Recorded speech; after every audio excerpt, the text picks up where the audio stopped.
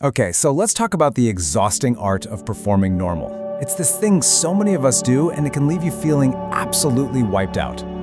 You know exactly what I'm talking about, right? You get through a day of meetings, or maybe a family party. You didn't climb a mountain or anything. You just acted normal. You smiled, you nodded, you kept it all together. So why on earth do you feel like you need to sleep for a week? That exact feeling, that exhaustion, that's what we're digging into. I mean, this quote just completely nails it, doesn't it? This whole performance of being normal, it's not just a little effort, it's a job. It is work that completely drains your battery, except there's no paycheck, and you definitely don't get weekends off. All right, so let's pull back the curtain on what's really going on when we're performing normal. There are a couple of really key ideas that help explain why it's so incredibly draining. So first up, there's a term that comes from the neurodiversity community called ADHD masking. At its core, it's a survival strategy. It's when someone, either consciously or not, works really hard to hide their ADHD traits just to fit in with what's expected from, neurotypical people. Basically, the way most people's brains are wired. And this is what it actually looks like. It's that non-stop voice in your head going, okay, sit still, don't fidget. Did I say something weird? Just act how they're acting. You basically become this social chameleon, mirroring everything around you so you don't stand out. And each of these things is like another app running in the background of your brain all day long.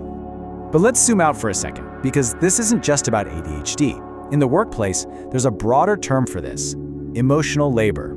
A sociologist named Arlie Hochschild came up with it to describe the work of having to manage your feelings as part of your job description. Think about it. The flight attendant who has to be calm and reassuring even when there's major turbulence.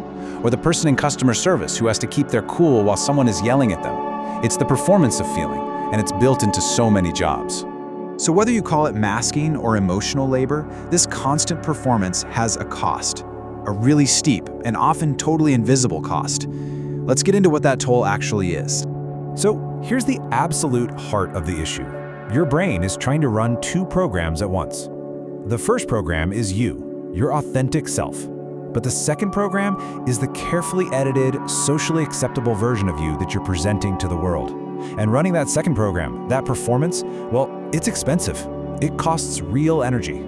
Psychologically, the cost can be huge. Yeah, it leads to burnout, for sure. But it can also be trickier than that. If you get really, really good at masking, doctors might misdiagnose you with something else. And maybe even worse, you can start to lose touch with yourself.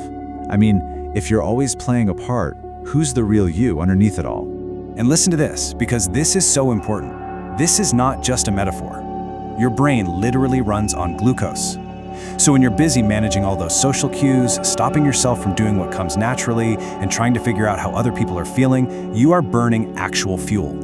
You ever crave something sweet after a really intense meeting? That's not you being weak. That's your brain screaming for more energy. And the physical toll is just as real. Constantly pushing down your natural reactions keeps your body's fight or flight system turned on, just simmering away. Over time, that chronic stress, what scientists call allostatic load, it just wears your body down. We're talking about real, measurable effects on your heart, your immune system, even how well you sleep at night. Okay, this brings us to what might be the single most important idea in this entire explainer.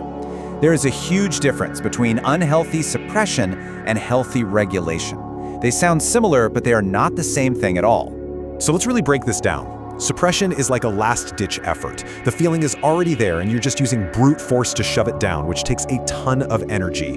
Regulation, on the other hand, is proactive. It's about getting involved earlier in the process. It's about influencing the emotion before it totally takes over, and that leads to much, much healthier results.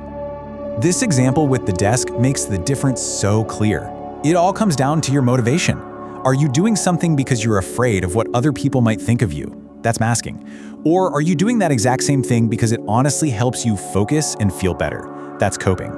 The action can be identical, but the why behind it changes everything for your well-being. So, if just shoving feelings down is so bad for us, what's the alternative? How do we actually start coping in a healthier way? Well, the answer is a strategy that gets you ahead of the emotional tidal wave. It's a bit of a mouthful, but it's called cognitive reappraisal. It's really just the art of consciously changing how you think about a situation in order to change how you feel about it.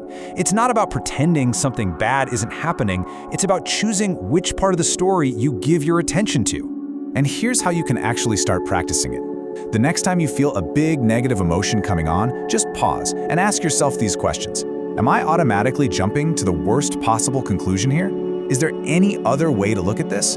Can I maybe frame this as something I can learn from?